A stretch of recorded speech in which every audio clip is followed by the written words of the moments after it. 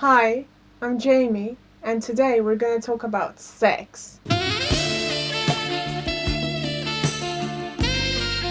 Because it's a very important part of us sexuals. We kind of sometimes even revolve around it. It's not a bad thing, it's maybe a good thing. It can be a very complicated topic, especially for trans people. There's a lot of stigma because people try to kind of not show it on television, and specifically for peoples of all sexualities, television sort of tries to blur everything out, to make everything comically hideous. It's kind of an attempt to make sure that younger people don't have sex, or maybe just people who are having bad sex to make them feel better. I'm never gonna dance again.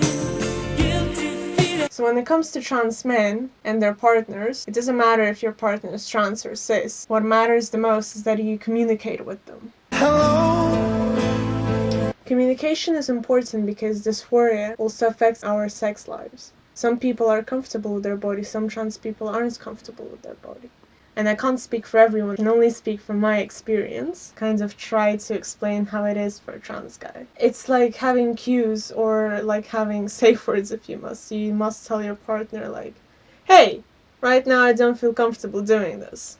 Hey, I really don't feel like it. And it's okay to do it in the middle of an act, it's okay to do it beforehand, it's okay to say it afterwards as well if you don't feel comfortable, say it throughout the thing.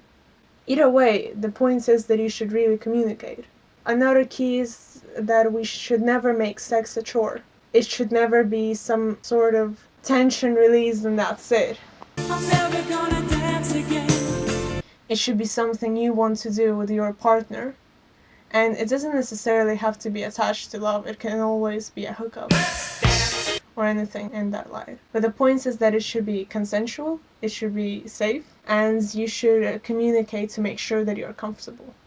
When it comes to me and my partner, well, sex has always been very, very kind of queer, gay for us. Because when we started off, even when I thought that I was cis, it was still very different. I had a lot of kind of desires, and I've openly stated like, I want to try this because gay men do this. I've openly said that. So it kind of always was different for us, and kind of goes a bit more into the gay, always went a bit more into the gay box, obviously.